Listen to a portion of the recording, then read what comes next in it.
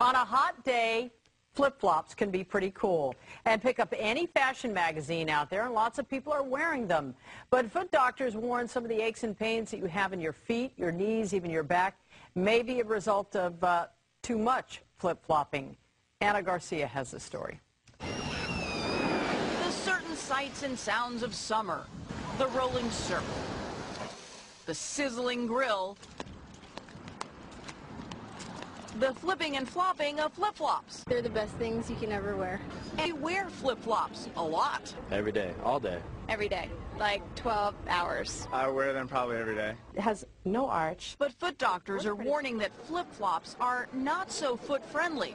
First, there is the obvious, that your foot is really exposed. I have people trip over the tip of the flip-flop and break their toes, pull off tendons of their toes that we have to surgically reattach. Is this where it hurts? Ow, yeah.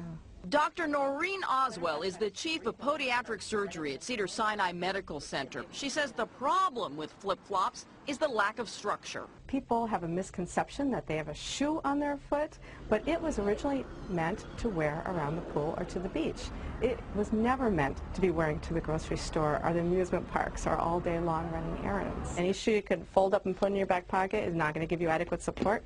A shoe that doesn't flex at all is just as bad. Any shoe that bends in the arch is really going to cause strain and overuse. The strain often leads to plantar fasciitis, which is an inflammation of the tissues that run along the bottom of the foot. The shoe should flex where your foot flexes, where your toes bend. And even though we are talking about footwear, the problems could resonate throughout your body. For example, in order to keep flip-flops on, most people grip their toes, straining more than just foot muscles. You're overusing the calf muscle and putting a stretch right up the back of your leg, which pulls down on your lower back. So it can lead to foot pain, ankle pain, knee pain, and back pain. And researchers have found that people who wear flip-flops take shorter strides, meaning they take more steps. And with each step, there is shock from the ground. Thin-soled shoes don't absorb the shock well, and that shock has to go somewhere. The foot will absorb some shock, and then it transmits it right up to the next major shock absorber, which is the knee joint. That shock could even travel up to your hip and lower back. You need to take your foot health seriously. And while flip-flops are particularly popular with teens, they have an added risk. The heel bone has a very prominent growth center that becomes inflamed easily. And flip-flops are here to stay. So the Podiatric Association has some tips. Look for flip-flops made from leather or suede to cut down on blisters.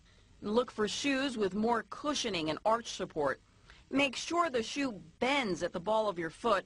The overall message, pay attention to how frequently you flip-flop. I'm not saying not to use them, just use them wisely. Anna Garcia, Channel 4 News.